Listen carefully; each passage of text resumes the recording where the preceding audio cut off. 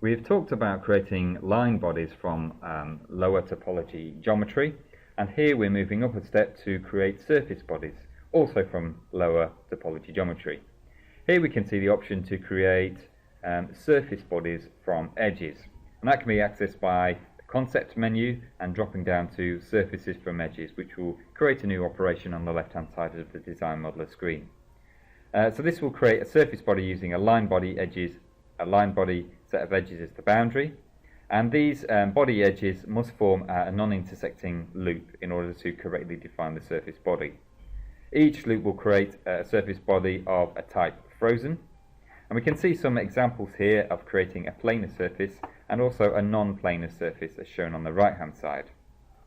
You'll also see some additional options in the details view on the bottom left hand side of the design modeler screen. These options are for flipping the surface normal, so it allows us to flip the normal if it's facing in the incorrect direction, and also an option to create a non-zero thickness for the surface body if that's indeed needed for the subsequent FE model. It's also possible to create surface bodies from edges, which is another option available, and the edges selected can be solid or line body edges, and the edges must produce, of course, a non-intersecting loop in order to define the surface body correctly. So here we have a solid body, and we're selecting the edges that are associated with this solid body in order to create a new surface body. So here in the details view we see the edge list. We click on the edge list, we select all of the edges to be used in the creation of the surface body, and then we apply and generate in order to create the new surface body. On the right hand side we can see the new surface body, and the original solid body which was in part used to create and define this surface body has now been suppressed or is hidden.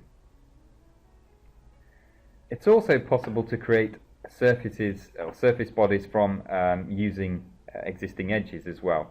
So the example here shows two surface bodies and a line body which is intermediate and shared by each of these two surface bodies. If we create a surface body by calling the two previous surface bodies, and the line body sits in between the two surface bodies, that will then allow us to construct a continuous mesh at the surface interface, and we can see here that the surface mesh is continuous across the two original surface bodies. So in this case, the line body that was running down the middle here was purely acting as a method to ensure a continuous mesh across the two original surface bodies.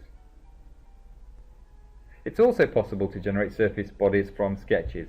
We can go to the concept menu, which is shown here, and drop down to surfaces from sketches. This allows us, once we select the individual sketch to be used for the surface body creation under base object, allows us to directly move from the sketch into creating a surface body. And we still have some of the usual options to add material or add frozen, orient with plain normal with yes or no, and also define a thickness where necessary.